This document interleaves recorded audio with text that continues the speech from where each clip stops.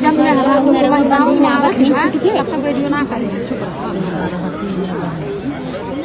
नहीं पता लड़की का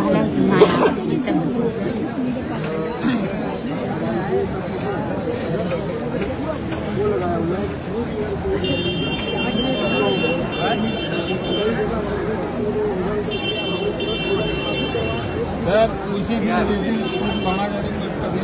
रहा था, फिर वहाँ से कौन महिला का ही नहीं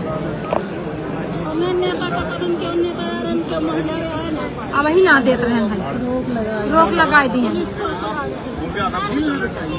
नेता साहब आए थे, पुलिस के डर के मारे पुलिस इतना शासन लगा दी कि एक औरत यहाँ पर नहीं है। इतना शासन आज वही भी हाल है ना, कई थाने पुलिस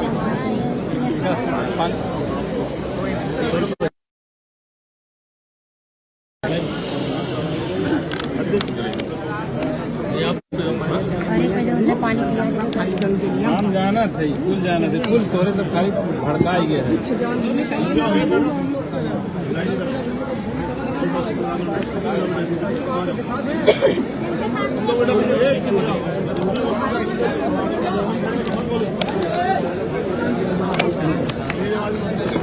और पाछे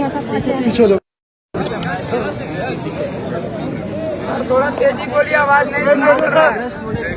पूरा गांव खाली है सर, किसी को एक घर में कोई नहीं है। इस बारे में मैं यहाँ के अधिकारियों से करूंगा, लेकिन आपको मुझे इंश्योर करना पड़ेगा, इंश्योर कि भाई आप यहाँ इस समाज की लड़ाई को एकजुट होकर लड़ोगे।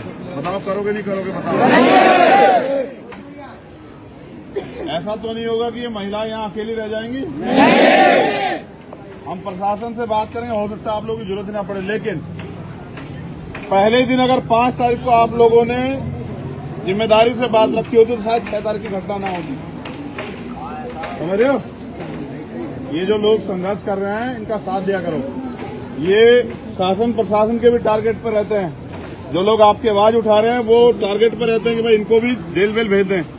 मैंने इनको जेल से डरना नहीं सिखाया, बस मैं आपसे एक बात कह रहा हूँ कि संवैधानिक रूप से अपनी लड़ाई लड़ो।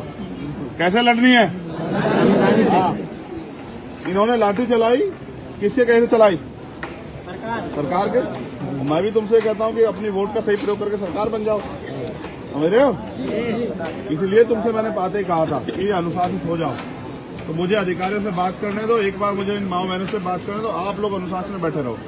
मैं अम्बेडकर नगर का सम्मान इसलिए भी करता हूँ क्योंकि यहाँ के लोगों